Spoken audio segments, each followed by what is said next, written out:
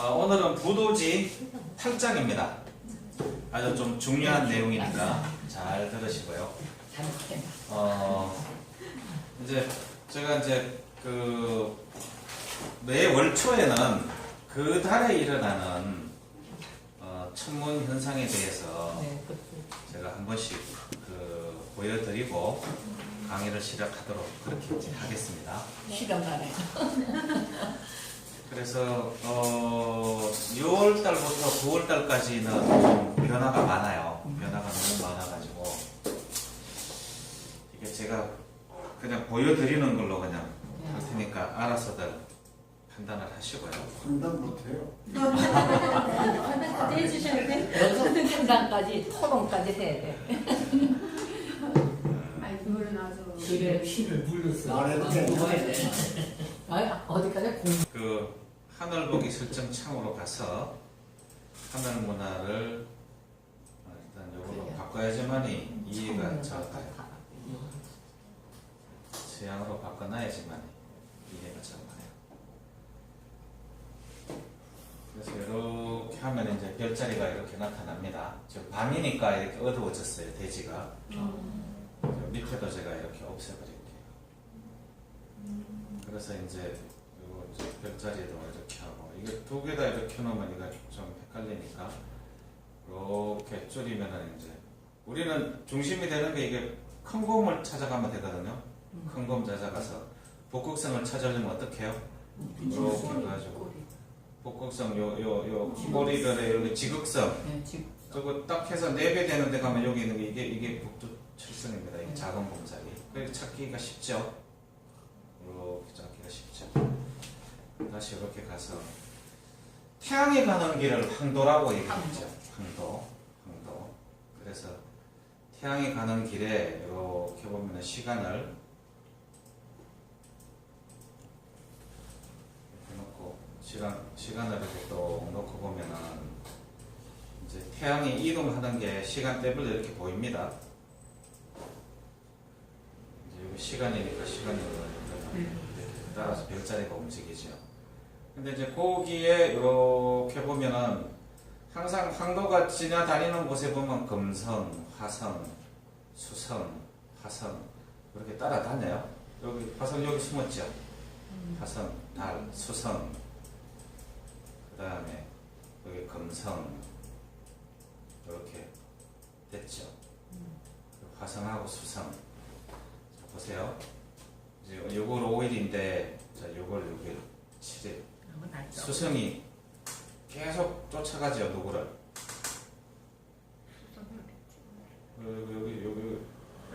여기 수성이잖아. 여기 화성이고. 그거 붙으면 안 돼. 그러니까 이거 날짜로 가요. 이게 수성이 계속 쫓아가죠. 화성으로 가야죠. 쫓아가죠. 예, 조심하자. 붙으면 안 돼. 네. 붙네. 그게 언제? 6월 18일날 딱 붙죠. 6월달에 별장이 이렇게 그냥 완벽하게 딱 붙어요. 6월 18일 6월 18일날 이 별자리 6월달에 칠정의 움직임 중에 특이 현상은 요거밖에 없어요. 6월 18일 이때 그날 돈이 좀 터지려나? 딱 붙었죠. 그 부분이 제일 뭔지가 나쁜 거죠. 나쁜 건데. 그래서 그래도 좀 나쁜지 좋은지는 돈이 이제 그 천문 요초를 이제 봐야 돼요. 천문 요초를 금성과 화성 붙이면 나쁜. 천문 요초를 보면은 하여튼 화성이 있는 곳은 별로 좋은 게 안 일어나요. 그래서 이렇게 6월 18일 날 수성하고 화성이 그냥 태자가 말만. 수성의 혐오성이 보면 태자가 잘못된다 이렇게 돼 있죠. 태자가 잘못된다. 태자면 그리고 8월 24일 날은 금성과 화성이 붙고 9월 3일 날 다시 또 수성과 화성이 붙어요.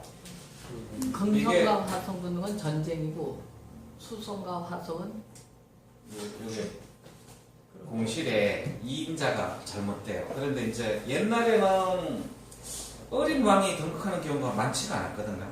그래서 지금은 좀 나이 어린 왕은 태자로 보여진다는 거죠. 제가 보기에. 김정은. 그리고 김정은? 태자에 해당되는 거는 김정은? 김정은이지 않을까 하는데 네, 지금 김정은. 사실은 동양 삼국의 누군지는 제가 섣불리 예단을 못 하겠어요. 왜냐면 형옥수심이 2016년에 일어났을 때 나는 김정은이라고 생각을 했는데 박근혜가 날아가 버렸잖아요. 근데 그 왕이 사라진다고 한 줄 딱 써 있는데 그 우리 왕인 줄은 사실 상상도 못 했거든. 그래서 섣불리 단정하기는 어려운데 별난과 그 다음에 퇴사가 잘못되는 것은 1년 내내 나옵니다. 그래서 좀 어지럽지 않을까 좀 그런 생각을 개인적으로 해봤어요. 그래서 나중에 이제 보는 방법을 제가 또 알려드렸으니까 나중에 스텔라리움 들어가가지고 또 한번 이렇게 판단을 한번 해보십시오. 6월 14일. 이거는 이제 칠정이 중요한 것은 형벌을 이렇게 직접 집행하는 감사원 역할이기 때문에 저 조짐은 비켜가기가 사실 힘들거든요. 다른 제멋대로 다니기 때문에 한 달에 뭐 몇 번이라도 뭐 다른 칠정하고 붙기도 하고 해요. 그런데 이제 칠정과 칠정끼리 붙는 거는 쉽지가 않거든. 자, 이제 제 8장입니다. 부도지 제 8장. 이 부도지 8장은 그 오미의 변이 일어나서 이제 항구 맞이신 항공씨께서 마고 대성에 있는 백성들한테 고하는 겁니다. 이래 해서 우리가 떠나게 됐으니 정신들 차리고 다시 마고 대성을 복원하기 위한 여러 가지 일을 해야 된다 하면서 항공씨께서 얘기하는 겁니다. 더구나 성을 떠난 사람들 가운데 전날에 잘못을 뉘우친 사람들이 성 밖에 이르러 직접 복본을 하려고 하니 이는 복본에 때가 있음을 모르는 까닭이었다. 지금 부도지를 보면은 3세 가륵당군, 3세 당군, 업루당군. 그러니까 한당고기하고 그 부도지하고 이름이 다르게 나오는데 가륵당군, 업루당군 3세 때 이 도저히 이래가지고는 안 되겠다 폐간을 하고 복본에 그 기회가 사라졌어요. 지금까지 복본이 되지 않고 있어요. 그러면 복본이 되지 않은 지가 벌써 3세 당군부터니까 거의 4,000년이 넘었거든요. 그러니까 그 복본의 때라고 하는 거. 복본의 때. 그것이 이제 부도지가 다시 뭐 어찌됐든 짐신옥 부도지가 500년 만에 다시 세상에 나와서 세상을 알려지고 하는 걸로 봤을 때 그 시기가 이제 가까워지지 않았을까 하는 생각을 가지고 있어요. 곧 젖셈 지유를 얻고자 하여 성곽 밑을 파헤치니 성터가 파손되어 샘의 근원이 사방으로 흘러내렸다. 그러나 곧 단단한 흙으로 변하여 마실 수가 없었다. 복본의 때가 아닌데 복본을 성극하게 시도를 하니 마고께서 다 막아버렸다는 얘기입니다. 그러한 까닭으로 성 안에 마침내 젖이 지유가 마르니 모든 사람들이 동요하여 풀과 과일을 다투어 취함으로 혼탁이 지극하여 청정을 보관하기가 어렵게 되었다. 이제는 마고 항공 그 마지로 이어지는 마고 궁이 항공으로 이어지는 항공씨가 그냥 현중에 있는 백성들을 어떻게든 추세를 가지고 마고 대성을 복원시키려고 했지만 때가 있음을 모르는 어리석은 성중의 백성들 때문에 도저히 이래서는 안 되겠다 하여 항공씨가 모든 사람들 가운데 어덩이었으므로 여기 백모띠 이게 하천변에 가면은 이거 잘못하면 손이 쫙쫙 나갑니다. 이걸로 백모띠로 백모를 묶어 마고 앞에서 하잖아요. 어떻게 하겠습니까? 백모띠 풀로 여기 묶었고 어떻게 해요? 피가 줄줄 흐르겠죠. 그 마치 저 기독교에서 예수의 가시면류관 그런 거하고 똑같은 일입니다. 오미의 책임을 스스로 짊어지고 복본할 것을 마고께 서약하였다. 물러나와 서약을 하고 물러나와 여러 종족에게 구하기를 오미의 재앙이 거꾸로 다시 밀려오니 이는 성을 나간 사람들이 이치와 법도를 알지 못하고 때를 알지 못하고 다만 어리석은 홍량이 불어났기 때문이다. 청정은 이미 없어지고 마고대성이 장차 위험하게 되었으니 앞으로 이를 어찌할 것인가. 이때 천인들이 나누어 살기로 뜻을 정하고 선인들이 나누어 살기로 떴었잖아요. 대성을 완전하게 보존하고자 하므로 항공시가 곧 천부를 심표로 나누어주고 칙을 캐서 식량을 만드는 법을 가르쳐 사방에 분부한 것을 명령하였다. 이 심표로 나누어준 것이 무엇이겠어요? 그래서 진필록 추기에 나오는 이제 금척과 옥필이의 개념을 잘 우리가 되새겨 봐야 돼요. 그토록 왜 청한자 김시엽 선생이 그걸 복원하려고 했는지. 여기서 칙으로 나오는데 사실은 이게 원본에는 뽕나무 상자로 되어 있는데 누가 칙갈자로 바꿨다고 합니다. 그래서 왜 그런지는 제가 저거를 뒤에서 설명을 좀 드릴게요. 이에 천국씨는 권석을 이끌고 동쪽 사이의 문을 나가 온해주로 나가고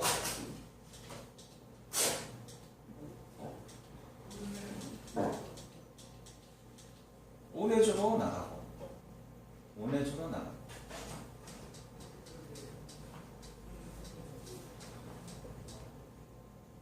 백소씨는 건석을 이끌고 서쪽 사이의 문을 나가 월석지로 나가고 중건동 지방으로 나가고 요즘 중동지방입니다. 흑소씨는 건석을 이끌고 남쪽 사이의 문을 나가 성생주로 나가고 이 인도 이쪽 동남아 쪽입니다. 항공씨는 건석을 이끌고 북쪽 사이의 문을 나가 천산주로 나가요. 우리가 그토록 얘기하던 천산산맥 우측에 보시면 이 지역을 얘기하는 겁니다. 이 지역. 천산주는 매우 춥고 매우 위험한 땅이었다. 항상 만년설이 들끓는 곳. 그리고 내가 그랬죠. 여기 투르판 분지의 하염산과 1년 내내 70도, 80도의 더운 열기로 가득 찬 하염산과 천산산맥의 그 추운 만년설이 뒤덮여 있는 그 공존하는 곳. 어둡고 매우 춥고 매우 위험한 땅이었다. 이는 항공시가 자진하여 어려움을 취해 복본의 고통을 이겨내고자 하는 명세였다. 일부러 추운 곳을 찾아서 항공시켜서 일부러 자진하여 항공시켜서 천산주로 나갔다는 얘기입니다. 신도 차원에서.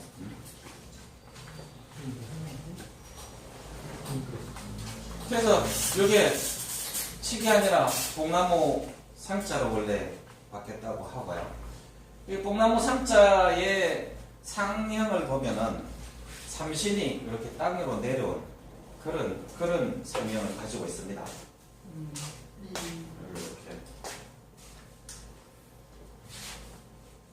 이렇게 뽕나무 상자의 상형을 보면은 이렇게 생겼어요.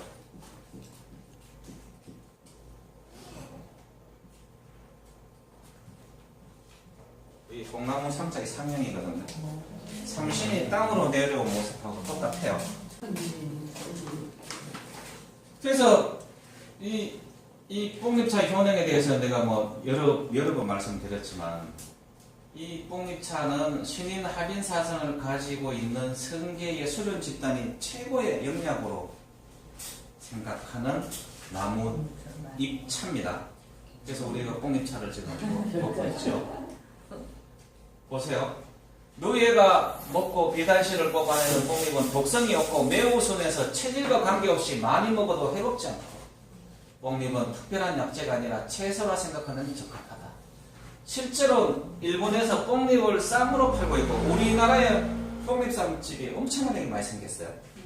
뽕잎 칼국수도 많이 생기고 어린 뽕잎을 따서 나물로 해먹기도 한다. 천연 자연식품 뽕잎은 특히 각종 성인병 및 에이즈 치료에 뛰어난 효과가 최근 널리 알려져 있어 관심의 대상이 되고 있다. 이 일본 사람들이 이 에이즈 치료제를 요 뽕잎 성분에서 뽑아내가지고 지금은 에이즈 걸린 사람들이 죽지 않습니다. 그러니까 이 일본 사람들이 이 뽕잎 성분을 오래전부터 알게 된 것 같아요. 그리고 일본에 가면은 일본 신도 거기 수련성들이 보면은 뭐 우리나라도 마찬가지지만 이를 이렇게 다 발치를 하고 뽕잎차로만 이렇게 먹고 이렇게 수련을 하시는 집단들이 있어요. 선약이라고 얘기를 합니다. 그리고 전 세계에 일본 사람들이 많이 팔고 있는 게 뽕잎 아이스크림. 당뇨병 환자가 그 뽕잎 아이스크림 먹으면 당이 절대로 올라가지 않아요. 네. 그래서 혈당을 떨어뜨리는 성분이 10종이나 들어있어 당뇨병, 고혈압, 뇌졸중, 심장병 환자에 매우 좋고, 여기 보면은 전통 의서에 보면은 중풍을 예방하고 치료하는데 뽕나무 가지가 쓰였다. 뽕나무로 젓가락이나 지팡이를 만들면 중풍이 예방된다는 기록이 있다. 구민묘약이라는 옛 의서를 보면 누에똥과 뽕잎이 중풍약으로 쓰여 있다고도 이렇게 적혀 있어요. 특히 음력 10월이 지나서 첫설이 맞아서 이렇게 뽕나무에 말라붙은 그 뽕나무, 그거는 찹쌀가루 10%하고 이렇게 가루를 만들어서 한약을 만들어 먹으면은 그게 신선약이라고 이렇게 알려져 있어요. 그러니까 몸에 뭐 마비가 온다든지 이런 데는 그 달라붙은 그 뽕잎 끓인 물을 살짝 바르기만 해도 그 마비가 다 풀린다고 이렇게 쓰여져 있습니다. 혈관의 콜레스테롤 대사를 돕고 혈전을 용해시켜서 동맥경화를 예방하고 다이어트, 소화촉진, 관정통 예방에 효과가 있고 머리를 맑아지게 하며 흰머리가 검어지게 하고 탈모 예방에 좋다. 근데 아무리 내가 뽕잎차가 좋다고 얘기를 해도 사람들이 잘 안 믿더라고요. 중풍을 예방해준다. 중금속을 제거하는 효능이 탁월하고 소변을 잘 나오게 한다. 식이섬유가 녹차의 4.7배가량 많아 변비에 좋고, 허약 체질을 개선하고 눈이 독수리 눈처럼 밝아지게 한다. 이 안경을 벗는다고 돼 있거든요. 간에 좋다는 얘기. 이 상점벽해에 바로 주인공입니다. 3000년마다 이 황해 앞바다가 뽕나무 밭으로 변한다는데, 여기 보면은 혈압 강화 물질인 감마 아미노 부티르산이 녹차의 10배, 모세 혈관 강화 물질 루틴이 녹차의 3.8배, 칼슘은 우유의 27배, 그다음 풍부한 식이섬유 함유로 다이어트 정진 효과에 녹차의 3배. 이 옥션에 가서 이렇게 이만한 한 포 사면은 2,500원 밖에 안 해요. 근데 배달료가 2,500원이야. 그거 한 5포만 사면은 1년 내 온 가족이 먹으니까요. 갖다가 건강한 삶을 누리시기 바랍니다. 이거 보면은 이렇게 돼 있어요. 동의보감에 뽕잎과 다른 양장 산물을 이용하는 치료법에 대해 다양하게 기록되어 있는데, 뽕잎은 각기병과 몸이 붓는 증세, 배인 상처, 물에 대인데 식은 땅, 풍 등에 좋다고 기록하고, 중국의 봉초 강목에서는 뽕나무는 뿌리, 잎, 껍질, 열매 어느 하나도 약으로 쓰이지 않는 것이 없다라고 되어 있고, 각기병, 당뇨병, 뱀과 벌레에 물린 데 등등 뽕잎과 우리 등 양장과 관련된 18가지 산물에 대해서 무려 177여 군데 몸에 좋다는 여러가지 효과를 기록하고 있다. 뽕잎이 약재로 쓰이기 시작하면서 지금으로부터 약 2200년 전 후한시대로 올라가고, 후한시대 장정경이 편찬한 신농본 초경은 그 전에 발간된 의서를 총집필한 최초의 의서인데, 이 책에 뽕나무 껍질인 상금백피와 함께 뽕잎이 약초로 좋다고 소개되어 있다. 뽕잎은 옛날부터 누이의 먹이로 쓰여져 왔으며 한편으로 민간요법을 썼다. 그 신성복식방에는 음력 4월 뽕잎이 무성할 때 잎을 따서 그늘에 말린다. 그냥 15일만 던져놓으면 다 자동 건조가 돼요. 10월 서리가 내려온 후 가지에 붙어있는 잎은 신선약이라고 이름 붙일 정도이다. 그것을 채취해 그늘에 말려 봄에 딴 것과 함께 가루를 내서 환을 짓거나 가루로 먹는다고 되어 있다. 뽕잎은 물에 끓여 차려도 마셨다. 설이 맞은 뽕잎을 끓인 물을 수족에 바르면 사지가 마비되는 병을 없애는데 뛰어난 효과가 있고, 또 조금 볶아서 우려 먹으면 설사 등을 치료하고 피를 먹게 한다.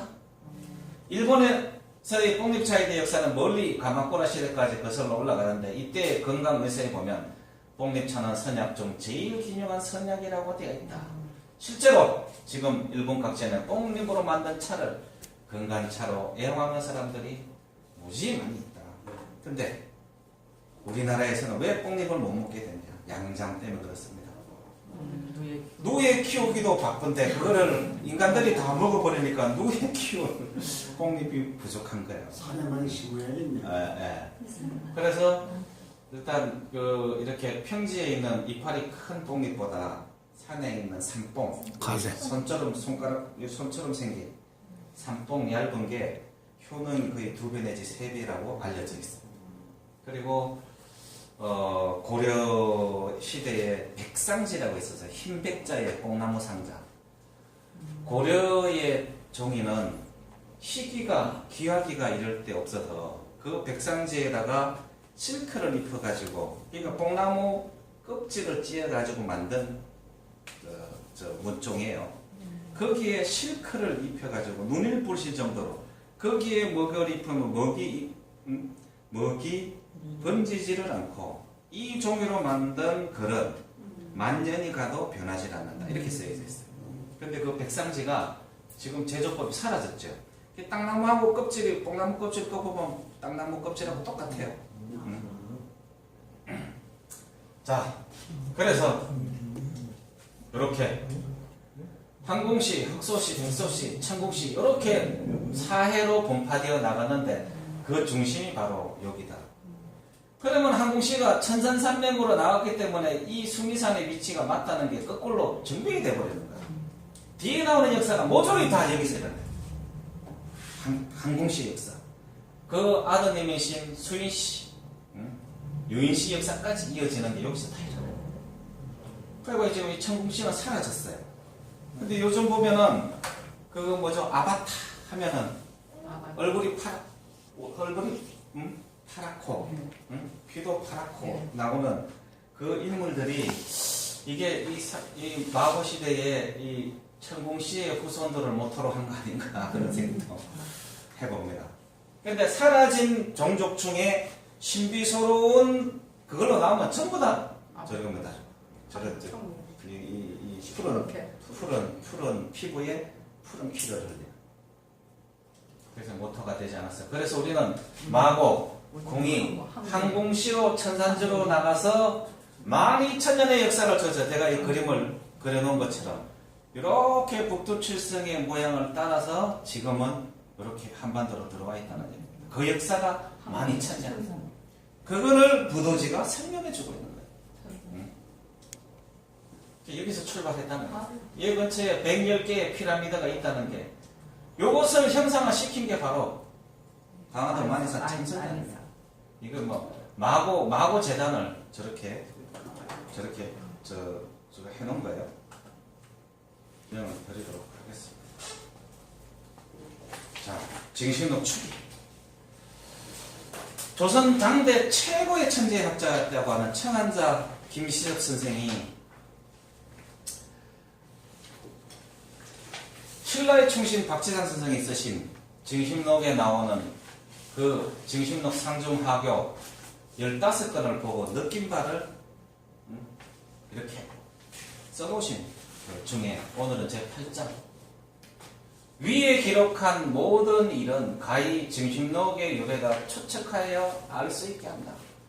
그러니까 뭐라고 제가 말씀드렸습니까? 조선시대의 세종대왕도 마찬가지고 영예박씨 문중에 종성과 차가의 그 사람들을 어떻게 성균관에 거주하게 하면서 수시로 불러다가 찾아가기도 하고 도대체 이 일을 어떻게 해야 될까 상의도 하고, 그러면 천문이나 세상 일의 모든 것을 다 상의를 했다는 얘기거든요. 이게 위에 기록한 모든 이들을 가히 징신록의 유래가 추측하여 알 수 있게 한다.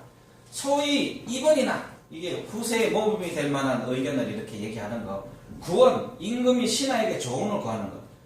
2번이나 구원이라는 것은 반드시 검척의 수리에 있어라. 그래서 내가 아까 태명 별자리에 있는 삼태성을 제가 설명을 드렸죠. 지금은 이게 검척의 수리에, 이 2번이나 구원이라고 하는 건 세상의 임금의 서성 노릇을 할 수 있는 말들이 다 징신록에서 나왔다는 얘기예요. 지금 박재상 공의 집 종가의 후손이 이미 세상을 달리하였고, 지방 사람들 모두가 뿔뿔이 흩어져 풀어볼 수 없게 된 지가 오래되었다. 누구 때문에 이래 됐습니까? 수양된 것 때문에. 세조가 이 징심록을 뺏으려고 그냥 이 종갓집을 쳐들어가지고 다 죽여버렸다는 거예요.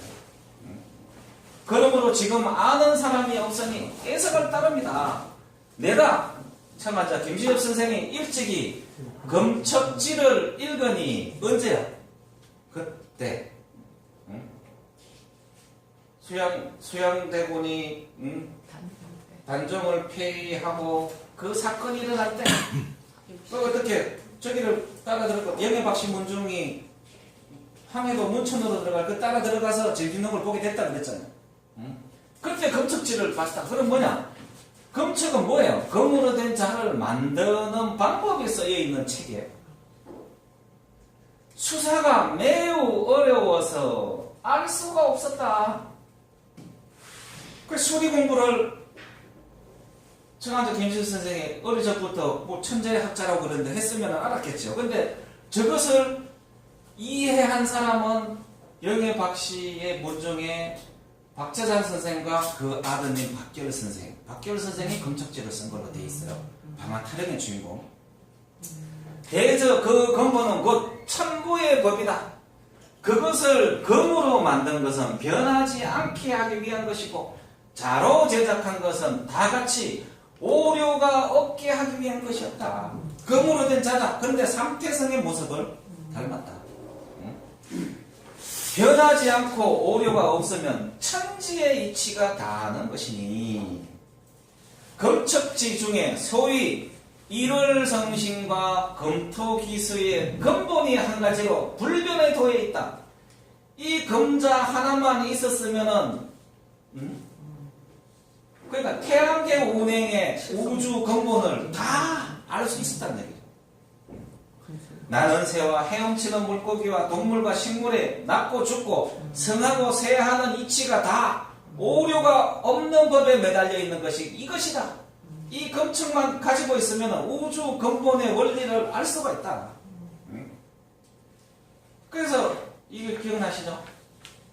대한제국 때 덩이를 알 수 없는 나라에 그냥 혁혁한 공도를 세운 사람에게 줬던 훈장 이름이 검척대훈장이에요. 검척대훈장.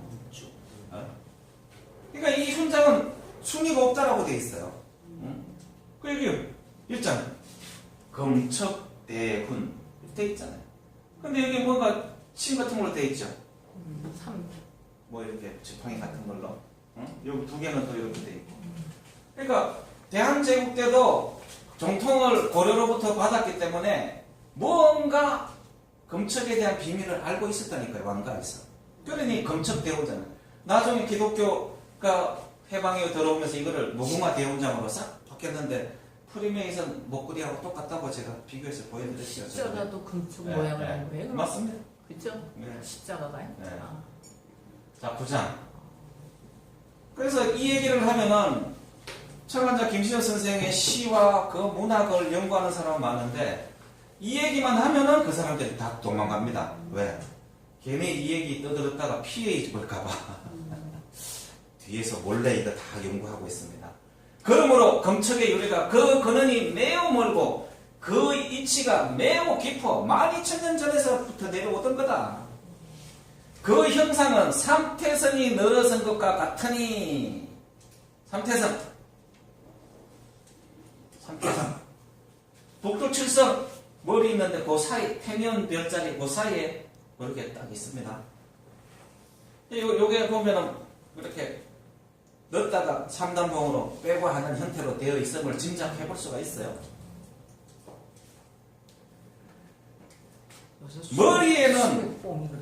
머리에는 불구설을 물고 4마디로 된 5치다. 그러면 이게 한 치가 3.3cm로 이게 16.5cm 정도 돼. 그래. 큰 게 아니야. 근데 이게 이렇게 딱 빼면은 3배의 크기가 되겠죠. 응? 그 허실의 수가 9가 되어 10을 이루니 이는 천부의 수다. 수리와 관련이 있다. 그러므로 능히 천지조화의 근본을 재고 천지조화의 근본을 재고 능히 이세소장의 근본을 알고 이세소 세력이 소멸되는 것과 성장하는 것에 있지 살고 모든 사물의 삶과 죽음을 주재하는 인간 만세에 이르기까지 재지 못하는 것이 없으며 손구멍 마음 목숨을 재면 기사회생한다고 하니 죽은 것도 되살린다고 하니 진실로 신비한 물건이라고 할 것이다. 조선 500년 동안 최대의 천재학자라고 하는 청한자 김시엽 선생이 쓴 글입니다. 도대체 이분이 어떤 내용을 받길래 이런 글을 썼겠네요. 네.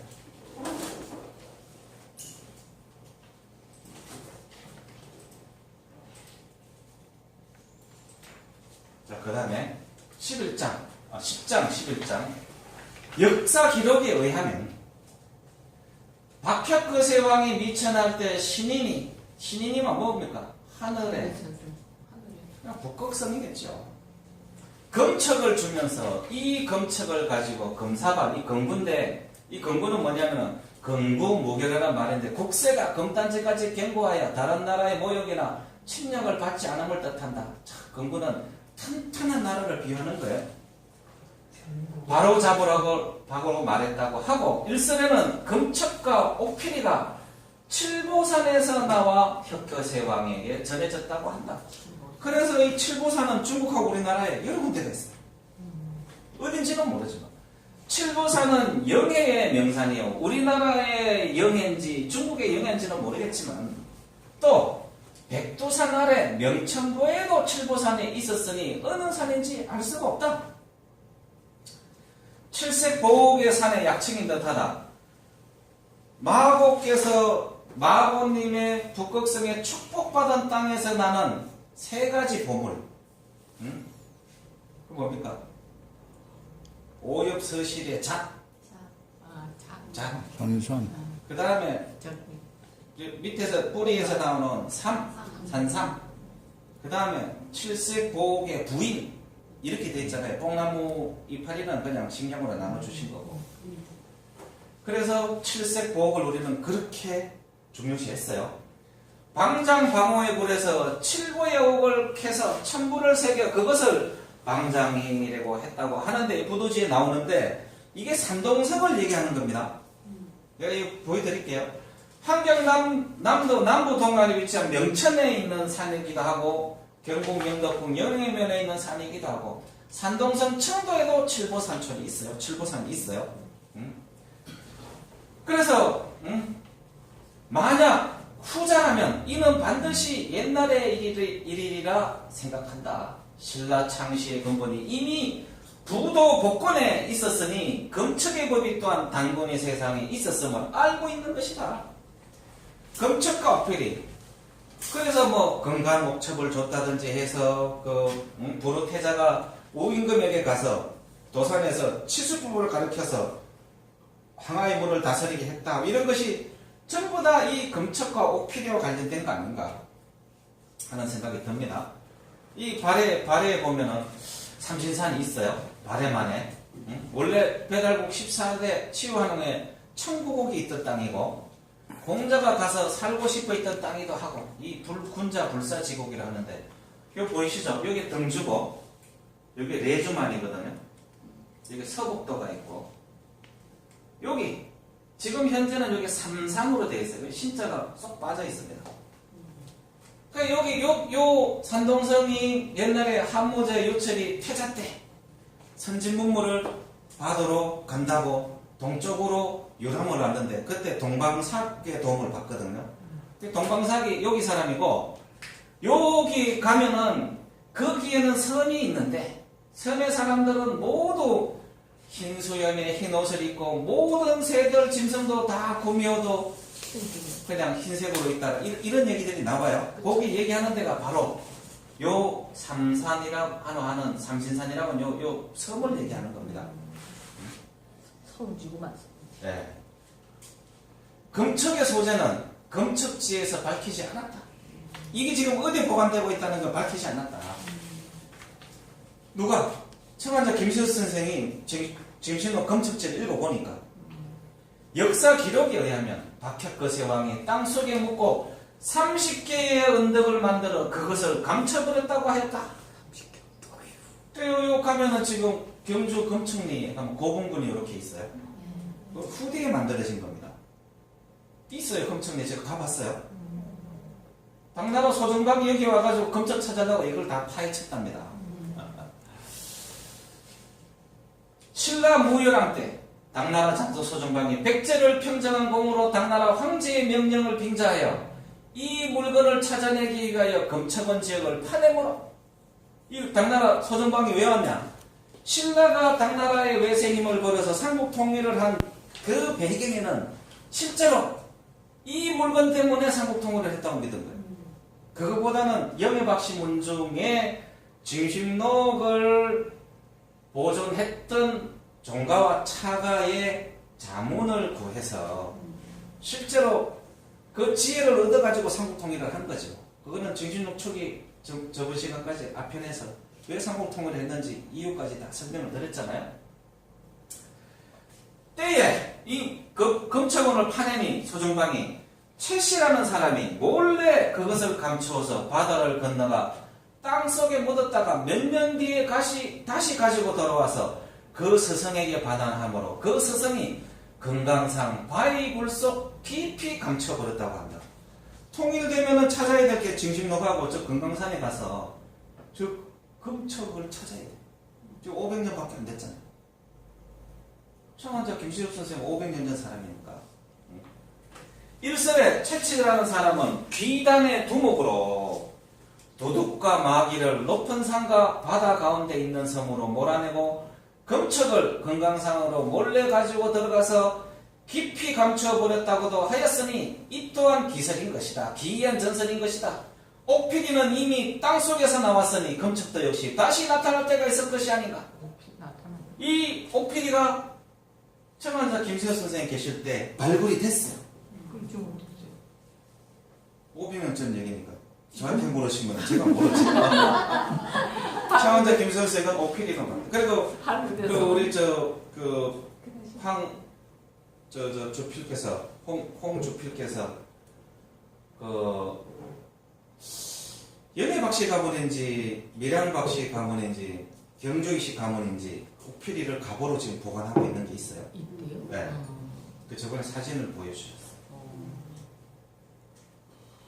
귀단 나라에 좀 써. 삼국유사 제1권 도하녀와 비영량에 보면은 삼국유사 기편에 있는데 신라 25대 진지왕 때 사량부의 얼굴이 아름다운 도하녀가 살았는데 이 복숭아 덕자 이게 뭐가 관련이 있다고 그랬습니까?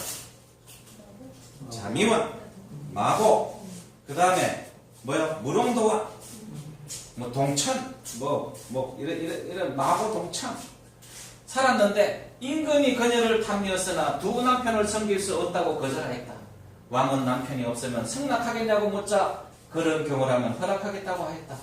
그후 왕이 죽고 그녀의 남편도 죽었는데 하루는 왕이 생신처럼 나타나 옛 약속을 말하여 7일 동안 왕과 함께 지냈다.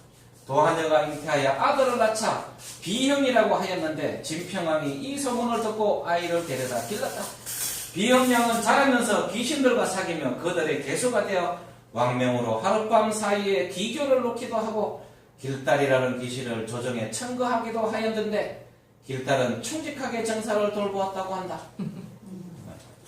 뭐 이런 저게 있다고 뭐 이렇게 합니다. 그래서 여기 나오니까 그냥 뭐 참고로 설명을 한 거예요. 더 중요한 것은 금강산에 금척이 묻혀 있을 가능성이 높다. 금강산에. 그리고 황해도 문천에 가면은 원래 이 박재장 선생이 저작으로 되어 있는 이것은 징심록, 징심이라는 헌에서 지어서 징심록이라고 했는데 본래는 이름이 없는 원래 이름은 저자가 없는 정식록이라고 얘기를 해요. 내 마음을 정명받는 책. 상교오지, 부도지, 음신지, 역시지, 천운지, 성신지 이 5개로 되어 있는데 이 중에서 부도지는 이 12,000년의 우리 역사를 요약해 서술하고 있는 가장 뼈대가 되는 책이다. 음신지는 부도지에 나오는 윤려 등 음에 대한 설명서로 우리의 탄생 수리의 의미를 세부적으로 지구 탄생의 의미, 우주 탄생의 의미가 들어가 있을 거다. 역시지는 하늘의 역법, 천웅지는 하늘의 세계의 개보민 역사, 성신지는 하늘의 별자리를 세부 설명한 책. 이거는 하늘의 역사를 기록한 책이고, 중교 오지, 사회제, 계벌지, 문변지, 과학지, 의학지 이것은 하늘의 역사가 땅으로 내려오는 과정을 설명한다.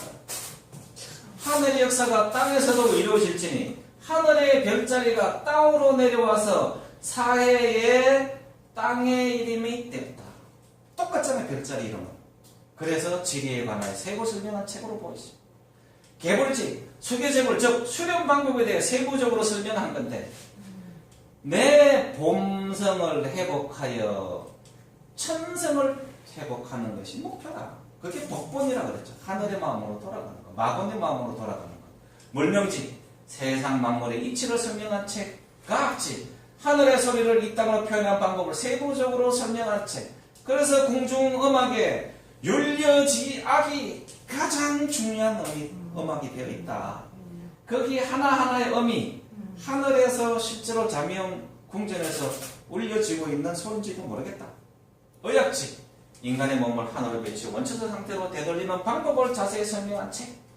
그 다음에 하늘이 땅으로 내려오고 나서 농상지, 하늘에 천정을 지낼 수 있는 재문을 마련하기 위한 농사 짓고 양장하는 방법을 자세히 설명한 책. 그토록 양잠을 중요시 했던 것은 고구려 고군복화를 보면 알 수가 있다. 그게 바로 하늘 세계에서 그 신선들이 입는 옷이 저 실크로 만들어진 옷 아닐까, 그런 상상을 해봅니다. 그러니까 날아다니죠. 바느질 흔적도 없고. 도인지, 하늘에 천재를 지내시는 제기를 제작하는 방법에 대한 세부 설명. 원래 영예 박씨문정의 박금씨 선생은 여기까지 모른다 그래. 이거 기억이 안 난다 그랬는데 제가 이제 제보를 받아서 완성이 된 거예요. 식화지, 제3식, 각종 먹거리 가공 및 조립, 장과술 등 발효식 담그는 법을 기록한 책. 궁성지, 터잡는 법, 각속 집짓는 법, 도성, 산성, 축성법, 현대 토목 건축기술을 망라한 책. 마고대성을 복원하려면 당연히 알아야 되겠죠. 탑을 쌓는 피라미드, 의관지, 각종 복식 강모, 실법, 너법, 짜는 법, 영세법 등을 기록한 책. 이렇게 상중하교 15지 중에 지금 요것만 복원이 되어 있다는 거예요. 이거를 돌아가신 영예 박씨 문중에 그 문중 회장도 하셨거든요. 그분이 여기까지 다 복원했다는 설도 있는데 아직 알려지지 않고 있습니다. 그런데 정신록 진문이 곧 나오지 않을까 열심히 추적 중에 있어요. 좋은 결과가 있을 것으로 봅니다. 고생하셨습니다. 대단히.